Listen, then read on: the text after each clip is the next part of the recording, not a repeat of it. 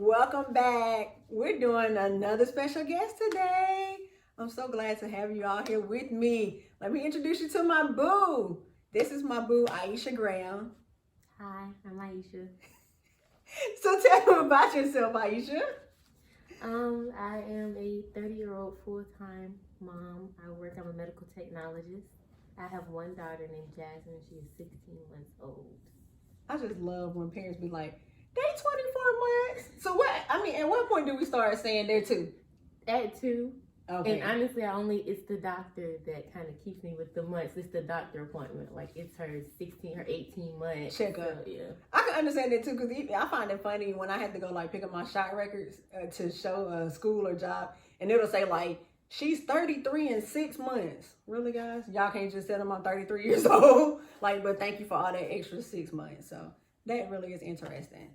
So in lieu of this past week, it was just Black Maternal Health Week. And as being beautiful Black queens that we are, we know that we aren't taken very seriously in the health community. A lot of times providers don't listen to us. They don't think our needs and concerns are really adequate. If I'm saying that I'm really having this pain and I'm hurting, the tests don't prove anything wrong. We didn't see anything on the scans. Something is really wrong and I'm hurting. And that ends up to a lot of times Black women having bad births, dying during birth. With the way medicine and technology is nowadays, no one should be dying during birth. It doesn't make any sense. And it's sad because Black women are dying more than any other race. And why is that?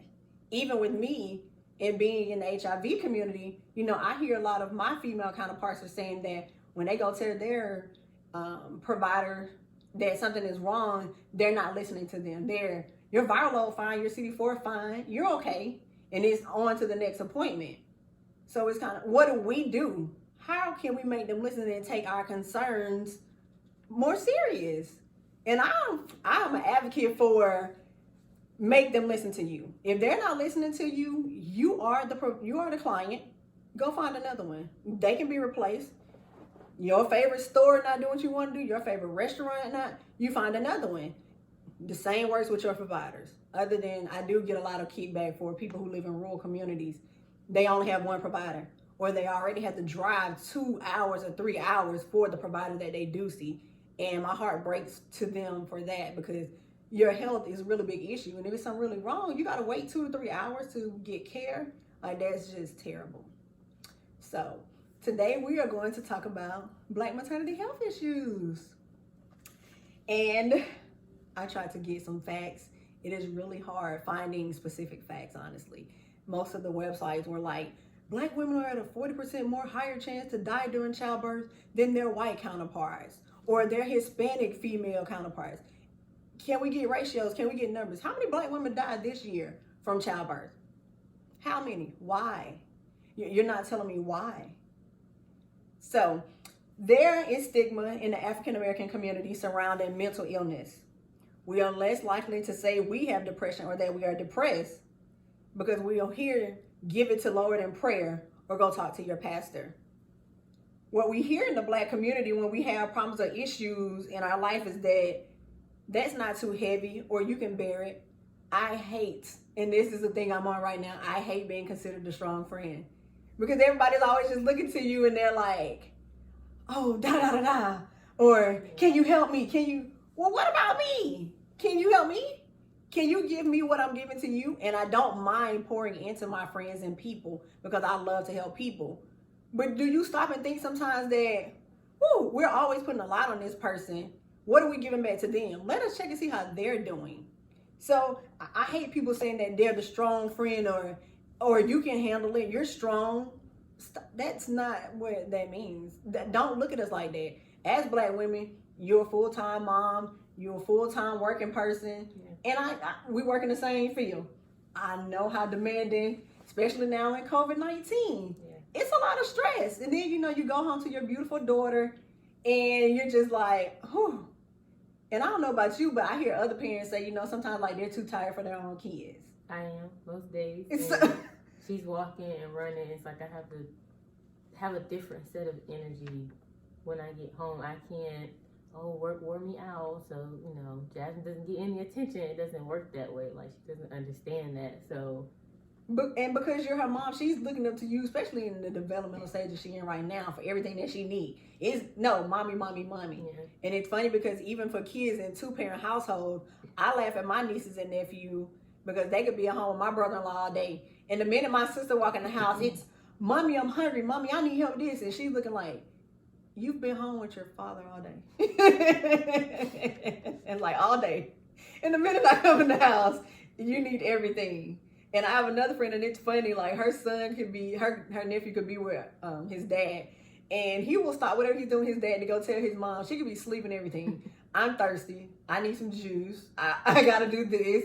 Like, you have a whole parent. But kids are always looking to their mom. And I think it's cute on one hand. And then on the other hand, like, Exhausting. you're half of that one too. You're half of him too. Go bother him. Wake him up. Bother him. Like, come on. So it is funny and it's sad. But you're doing an excellent job, friend. I don't realize it. It's hard. I don't think it, I should say. So no, you are. You are doing an excellent job. That's another thing too, getting out of our own head. I am very bad about being in my head, so I do understand that. But you are doing an excellent job. Especially in the beginning. Like, I probably thought I was just like the worst parent, What made you feel like you was the worst parent? Struggling to breastfeed. You feel like you can't even feed your child. Leaving her after maternity leave to go back to work. Oh, yeah. Like, I was just having like meltdowns about like missing everything. She's at daycare. It was a lot of pressure, and I was just had a lot of anxiety even when I did have her with me. Yeah, and the thing though is, so on the breastfeeding part, that's really not on you because it either they're gonna get it or they're not. And I know my mom had us laughing about stories about like me. I wasn't latching on and wasn't catching on, and she was just like, okay, we're gonna put it on the bottle. Like it's okay. You still gonna feed your child one way or the other. And I know nowadays people push, it's more healthier. They're getting more nutrients, but it's not for everybody. Yeah. And that's one of the things too that people put on, like when people be looking at me, when are you gonna get married? When are you gonna have kids? So I'm just gonna go down aisle 5 on Walmart. I'm gonna pick my husband up on shelf 2, and then in 6 months later, we're gonna have a baby. Life doesn't work like that. That's not how life works. Like right now, did you plan on having Jasmine when you had Jasmine? Was it in your plans? No, and I definitely didn't plan on rolling into a pandemic and then postpartum in the midst of all of that. So it was a lot. And then the pressures of work, because we work in the healthcare field, so it's even more pressure on us in the healthcare field. And then you come and you have your own life and anxiety and things to deal with. And people don't understand. People are just so quick to give you their opinions and judge. But sit back and talk to people. I truly hate when you ask somebody a question and they say, Google it. You've been in this field 15 years. You could have been in this field 10 years. Yeah. And you ranked high. You've gotten promotions and just blew the field open. So I want to come to you for your personal knowledge and experience, because you could tell me something more that I can't find in an article on Google. It really grinds my gears when people say that. Like, go Google it. Yeah. This is what you do every day, 40 hours a week, sometimes 60 hours a week for those who work extra hard. And you can't sit and have a face-to-face conversation. That's a problem we have in America now. Communicating. Yeah. People aren't talking anymore. It's a text, it's an email, it's a DM. The art of communicating, you get so many things, things get misconstrued in a text message. Well, I felt like you had an attitude. My text message told you I had an attitude. It said that to you, like, oh, she got an attitude, girl. Go off on her. What? I just find it funny, and I actually had this conversation at work, and I was like, I try to be nice, because when I'm direct and tell y'all how I really feel and what I really mean, y'all think I'm getting smart. And I really don't be getting smart. You ask me a question and this is my honest answer. And you're like, you don't have to get smart. You don't have to say it with an attitude. No, I promise you, if I had an attitude, you would know. You would know if Kennedy have an attitude, I promise you, because it's not going to be nice. And you're going to be like, oh, wait a minute, because she went there, didn't she? She went there. And so I just really hate it. But that is one of the things we do have to do is honestly start communicating more. And the thing that, as being one of your good friends, I didn't even know in the beginning. And it kind of hurt me because I'm like, oh my gosh, my friend is over there surfing and I didn't know. And I could have been over there rocking you and holding my baby. Like, it's okay. And I did do good trying to get you out the house during your pregnancy. Like, oh, we both off. Let's go run the streets. Let me feed y'all today. And so I do understand. But it's the thing too that we got to realize that we can't do it all, and it's not all on us.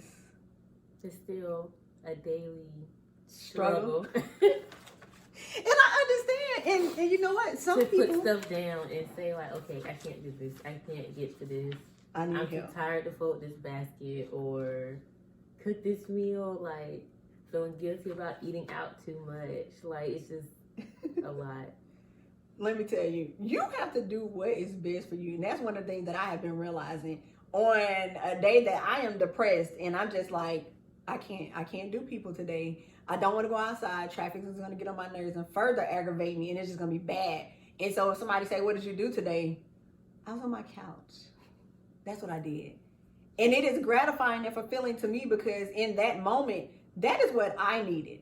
Yeah. I needed that for me. I don't care your opinion that you didn't leave the house all day. No, I have food, I have water, I have lights. I didn't have to leave the house. It's okay. So you have to realize what is best for you. And people's opinions, that's something we talk about often too. Like, well, they said this. And I just be like, oh, like I have family members who, when they come visit my house, well, you should put this and you need this and you need that. Oh, okay. I think it's my house. I think it was easier for me before Jasmine to say like, yeah, I can just go lay down, relax, and just think about me. Now I feel guilty or selfish if you're not giving her enough of your time. Yeah, or if I feel like I've taken too much time for myself. I can't walk in the store and just get something for myself. I somehow end up in the kids aisle or in Kroger, I'm in the baby food aisle picking up snacks for her. Like it's hard for me to just. Do you? I have to make myself do it sometimes. And I do hear a lot of moms struggle with that. I do. And I used to have to push my sister too. Like, you have to take time for you because if you're not together and you're not well, what are you giving to Jasmine? Stress. And people don't realize that though, that your kids is small, they realize and they remember things. And I hear people, oh, they're a child, they don't know. No, kids know. There are things that I still remember from my childhood. And, people will be like, you remember that? You were so young. That's what y'all don't realize. Kids pick up on this and we remember. When you were angry, when you were hurt, when you were crying, depressed, kids know this stuff and they remember. Yeah. And that later shapes the way their life might go. I'm not saying that you shouldn't show your kids because you really should be transparent to let them know that life isn't a fairy tale. It's not a reality TV show. We have real problems and issues, And it's one of those things that, am I doing the right thing or am I not doing the right thing? Yeah. Like, and it's stressful, like breastfeeding her. Like, she picked up on it. And that probably made her not want to latch on more, too. Or it made it painful for me when she did because we're in the wrong position. I'm not sitting correctly. So it just wasn't working. Like, she could pick up that I was stressed and just really anxious about breastfeeding her, which results in me not making milk. Or, things like that. Able to, and that probably made it worse for you even more, too, because you're like, I'm not properly feeding my child. Like, I'm a bad mother. Like, so. She over here starving. Like, that's what I'm really thinking in my head. Like, I used to take that moment and just multiply it times 10. Like, she's starving.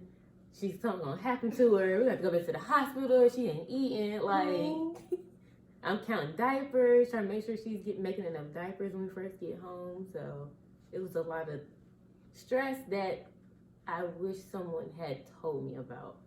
And that's another thing. Or talked to me about, like, what to expect when to come home. No book can tell me exactly what to expect, but another mom, And that's where the communication comes in. I know you're a new mom. Let me help you out.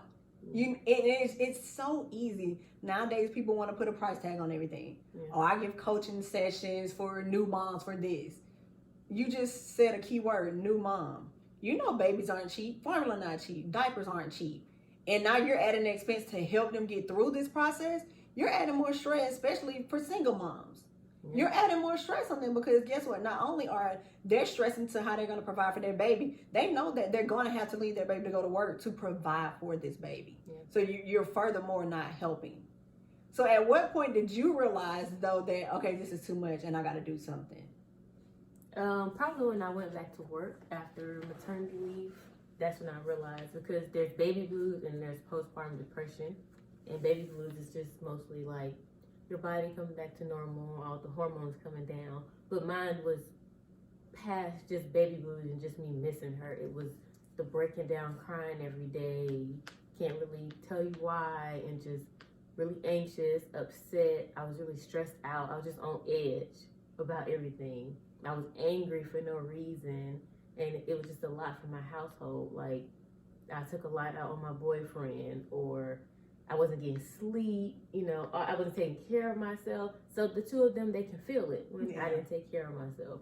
And I didn't know what was going on. And because I wasn't diagnosed, like, I guess, when you go back for your 6-week appointment, the doctor gives you, like, this little paper quiz that has, like, 5 questions. I can't remember what it's called, but that's how they assess if you're depressed or not. So I guess 6 weeks in, like, you really haven't returned to normal. So the stuff they asked was very generic. It was like, do you have help at home? Or do you feel safe? Do you feel like you'll harm your baby? And it's like, no, I'm not that drastic, but I felt like I didn't really meet the needs of anything. So of course I passed the quiz, and that was it. And so when I was looking it up, I found this quiz, Edinburgh Postnatal Depression Scale. That's what it was. Mm-hmm. And it said that. And when I looked it up, like I said, it's not much information out there. But when I looked it up, it said that most women pass because, like you said, it's early on and you don't know yet. And it was like, if you have a score, your score is 30. And so if you score anything above a 10, that's when they're going to send you like, okay, you need to talk to maybe a therapist or you need extra help. Yeah. But the questions, like you said, they're so basic. It's very generic. The doctor went over it in the fastest way that she could, like, oh, you're fine. And that was the last time I saw the doctor. So it was just like, I come to you every month, get close to the pregnancy, like every week. And as soon as the baby comes, it's just, ooh, stop. Bye. Like, over. Yeah, like nobody checks on me, on the mother anymore. It's just, and then we start with the baby appointments every few weeks, like. And when I did this research, I looked it up, and this one doctor, I guess, she goes over and beyond for her patients. And so she did it, and the lady passed. And the lady told her that because she did it, the lady was like, I think maybe a few months later, she lied on it because 2 of her kids had already been taken by the system. Her family had got them. And so she lied because she didn't want her new baby to be taken from her. So she lied on the questions, but she knew that mentally she wasn't there and she was scared for her and the baby. And she went back to the doctor and they redid it. And she scored astronomically high. And they were like, okay, we're going to do something. We're going to help you. And so that's another thing for people who already, might have been in the system for something that happened, or your kids already might have been taken from you. Yeah. You're going to lie because you don't want to have to go through this process again. You don't want your baby to be taken, right. And so it's not a catch-22. It's sad because you're not really being honest with yourself and your providers, because there are certain providers who are like, no, something don't seem right. Tell me what's really wrong. And that's one thing I love about my ID doctor, that I use him about half therapist because he'll be like, so what's going on? We go over my lab work and he like, okay, we're good here. Everything's good. What's going on in life? How's everything going? And next thing you know, I'm over here like, it's just, oh my God, I just can't take it. I just don't know what I'm doing. I just feel like it's all going wrong. And he further takes that, like, as far as your HIV part, you're good. You're great. We got to work on this mental part. Like, your therapist, have you seen her lately? Have you really told her what's going on? And I think that's the thing too. And I know that I work in a smaller healthcare setting than you. And I can see that it's a lot because they're packed with so many patients, but you only have this much of time during the day that the office is open. Yep. And so it's like, you don't want to give all your patients so much time that you're pushing the appointments of other patients. Because then it's like, what are we doing? But You know, I've been here waiting for like 2 hours, you know, and they were short. All of them. Like, they originally said it was what, like a 30-minute appointment? I was never in there for 30 minutes. They were that short. I waited for 30 minutes, so I was never in there. With the doctor for that long. Yes, and I saw midwives, and the place I went to, sometimes it's the same midwife, sometimes it's a different one. So I didn't have that relationship like you have. Yeah. So because it's like they don't really know you. It was, I mean, in and out. Like. And I think this is the part, too, where a lot of people now are bringing in doulas. I know somebody who, and she was like, if it wasn't for her wife and her doula, she probably could have died in childbirth earlier. I think her baby was born earlier this year. That she probably could have died in childbirth because from the time she got put in the hospital till delivery, she almost stroked out. Like, it was that bad. And with this week, this is my first time actually hearing about Black Maternal Health Week. I never heard of this week until, I don't think you were my first friend who posted it. I think I seen some other friends post it, and they told their stories. And it's really sad because we're in 2021. Yeah.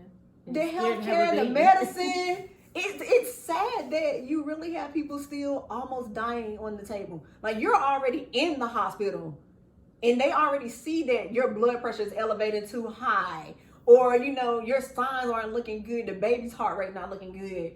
But yet they still, we still just want you to dilate a little further. We'll try to do a natural birth. If this is causing my health, I might not want to be cut open. Get my baby out. If you can save both of us, save both of us. If not, then that's a tough decision to make. And I honestly would probably to tell you, save my baby. You know, at this point that I've gotten this far in life, I've lived a good life. Save my baby. I know that my family and hopefully the father at the time is going to make sure that my baby will be well taken care of. And if not, and I'm a single mom, I know my family is going to take good care of this baby and my friends. Because I know y'all gonna be like, where's my baby at today? Like, where's she coming up here this weekend? Okay, great. You know, so it's just a sad situation. And I was actually talking with a coworker the other day, and I asked her how did things go. She was going to go back home for a funeral. And she was like, I didn't get an invitation. I didn't know when a funeral. And I was like, she said, but I have to tell you about this defects case. Excuse me? Your kids are, you know, halfway grown, and then you got a younger one, but defects? And she was watching a baby for her cousin, and the baby got hurt at her house. And, you know, she was like, okay, this is going too wrong.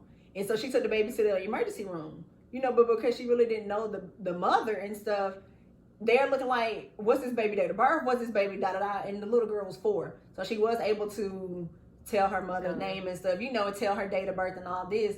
And when they got in contact, and, you know, her cousin sent her the information she needed for them at the hospital, because, you know, they're probably looking like, well, did you kidnap this child? You know, nowadays it's, and you sure? How do you know the child again? And it really did go bad because one of the nurses in there called the police and turned this whole situation very wrong and flipped it on her, you know. And the baby, when the police came and was questioning the baby and stuff, she was like, no, that's not what happened. Like, I love her, don't know. And what ended up happening though when they looked was that this baby was already in a defects case right now. Yeah, in another state. And the mother brought her up to Georgia to hide her. She took her. Yeah, to hide her. And so, you know, she's feeling bad, and she's just like, I just love this little girl, because the little girl, I guess she would watch her kind of often for her cousin and stuff, and come to find out that, you know, there's no telling what trauma this baby has already been through, which is the reason she's already in a defects case. And it's sad like that because you don't know what kids are going through. Mm-hmm. And that's why I feel for teachers, because it's hard on their end. You're trying to teach them, but on the other end, you don't know some of the daily life things that they are experiencing and going through. I had a friend who, when we graduated, he went to be a teacher for a little while, and he was at a black school, predominantly black school, and it was in kind of a bad neighborhood. And he was like, kids lived across the street from the school would be coming to school 2 hours late and hungry. You're already 2 hours late, and your mom didn't feed you before she brought you across the street. And he was just like, you know, it was to the fact that they were having to keep snacks in the classroom and things to feed these kids. And a lot of times this is the only meal they're getting while they're here in school.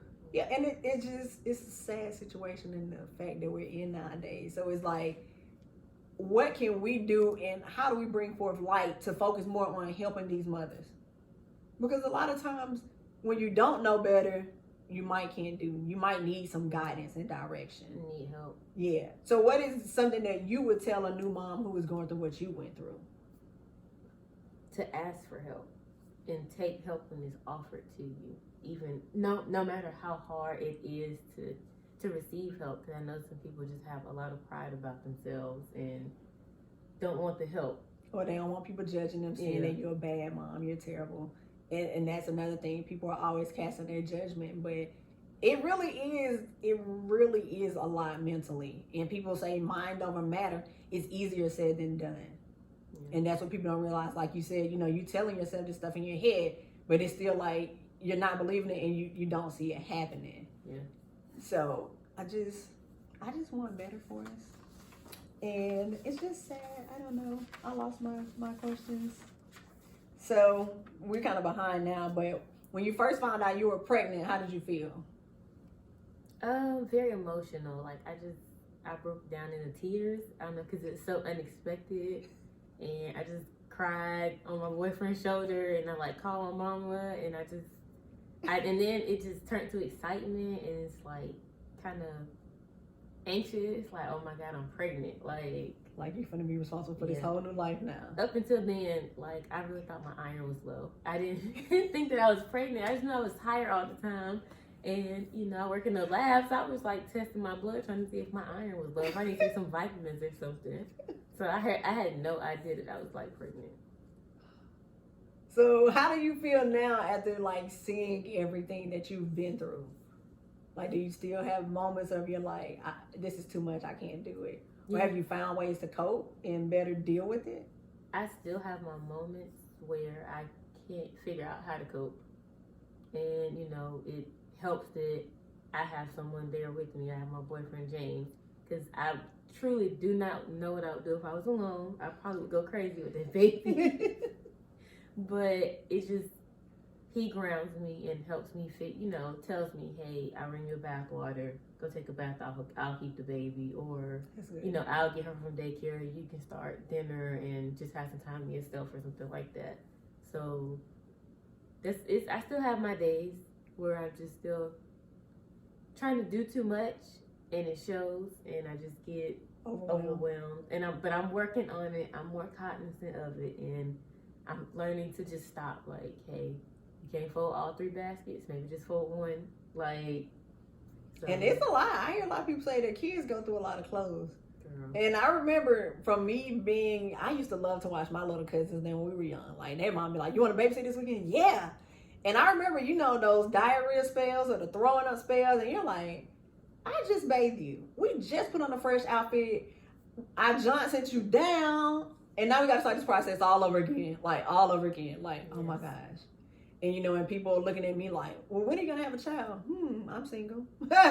Who's going to be on that baby crying at 3 in the morning? Because we're going to be crying together. I ain't going to even lie. I'll be like, I just really thought I was going to sleep tonight, and I'm just really sleepy. You just don't want to go to sleep. I mean, help mommy out. Let's make this work. I was not prepared. I knew, and I feel like probably a bad way to say it, but I knew from like watching TV, like, yeah, babies wake up at night and don't sleep and stuff. I had no idea what it was really going to be like literally not sleeping at night, and I have to be at work at like 5:45. And I might have just fell asleep at 3. Or not went to sleep at all and just catnapped all night. So I think that's one thing that here in America we could work on doing is giving mothers more time. Yes. And I know there are some companies that will give you 6 months as a new mom.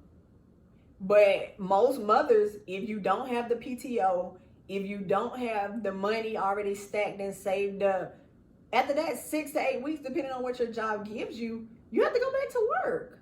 So then what does that mean for you and your mental health? Like how you were saying, it was just too much. You went back to it was too much. I mean, I'm going back to work. I got to remember pack my lunch, my breast pump. I was taking the baby to daycare. I made sure all her stuff in her bag. Like, it was a strain. Like, it was too much. I'm leaving the breast pump some days I'm leaving lunch. Like, it was a lot. Oh, wow. So then what did you do when you were leaving the breast pump? Because I know mothers say when they overfeel like they're heavy and they hurt. I wasn't making enough milk anyway, so I never got it. Okay. Well. I never got swollen. I really was just trying to keep it going so you could continue to be. Yeah. Okay, so I mean, I take my hats off. I do. And honestly, from like I said, me being near my little cousins, them when they were born and stuff, or even with my sister and her kids, I've seen it from afar, and I've been there along some of the steps. Had friends in college help raise their kids, and it was fun. But until you're actually there yourself, that's when you really realize, like, oh my gosh, it's too much. And until women like you come forth and tell your story, people don't really sit, think, and listen. Like, oh, she'll be okay. She'll get over it. She's strong. She can do it. She's been, doing this on her own. She's been doing that on her own. Yeah. But it's a whole different ball game to actually be there in that moment and see somebody, And when you finally came and told me, and I was just like, oh my gosh, oh no, like, no, we're not gonna have what do you need? I'm there, I got you, like, and it is helpful that she is such a sweet baby. She is so funny. She is such a sweet. Don't do JP like that. She's rolling into the terrible twos. Yeah. And the tantrums, which I also was not prepared for. Oh, yeah. And it's hard of course it's hard for everyone being in a pandemic. It's hard as from my perspective, as a first time mom, like, majority of my friends don't have children. So it's like, there's no play dates. Oh. I've never seen my child interact with another baby. I don't really know other moms. I don't have other moms to talk to except the ones I found virtually, like on Facebook groups, stuff like that. So it's hard when I can't just get out of the house and, hey, let's go meet for a play date at the park and bring the kids and some snacks and we'll just let them run around. Like, that stuff I'm like missing out on. So in any of your virtual groups, nobody lives in your area? Lives in the area? Not really. Oh. Or they just, and most of them are just too, I guess, scared about doing meetups. And that's what I was about to say too. Yeah. Because of the pandemic, are they scared? Yeah. Yeah. And I know I felt bad when my nieces then were here for Christmas and they were like, do you have any kids in your neighborhood we can play with? And I was like, no, I'm so sorry. Like, there really aren't many kids here in my neighborhood other than most of my neighbors, they're grandparents and stuff now. So, when their grandkids come to town, I hear the kids out there riding bikes and playing. But for the most part, I don't think anybody in my neighborhood really has small kids. And then people not visiting for the holidays and stuff, not their own family. I have family that's never met my daughter because, the pandemic. Yeah, the pandemic. Are they scared to travel to see her? Just kind of both ways. I don't want too many people at the house that are around other ton of people. Yeah. I understand that. Because she is home and daycare. And she's at daycare with limited amount of kids in the class, and her teachers wear their masks. So that's good then. To expose her to too many adults that are around, many other people. I can understand that. And then it's funny you say that. I know we were talking about you taking a trip, and I look at other people, and I seen somebody the other day had their baby prepared, like went overseas because the baby's father is from overseas. And they took the baby back home overseas in a pandemic. And I was just like, I guess it is what it is. Yeah. Either, you okay, and then a lot of people look at it as when they say COVID doesn't affect children as badly. And I would never forgive myself if we got on a plane to take her somewhere. And something happened. Yeah. And so it's a catch-22 because, they say it doesn't affect kids bad, but then what happens for the kids that do get it? Yeah. You just never know how it's going to turn out in their body. Or the parent that gets it. If I'm out, then you're stuck in one part of your house that you can't be near your child. And can't take care of her, so. Yeah, it really, this pandemic is really putting a whole different perspective on our lives. I read an article about, in the beginning, how many healthcare workers, it was like more healthcare workers are quitting, and how many committed suicide in the beginning. And seeing doctors like jumping out of windows and things to kill themselves because they couldn't take it anymore. It's too much. And these jobs don't care about us anyway. That part. It's like, that part.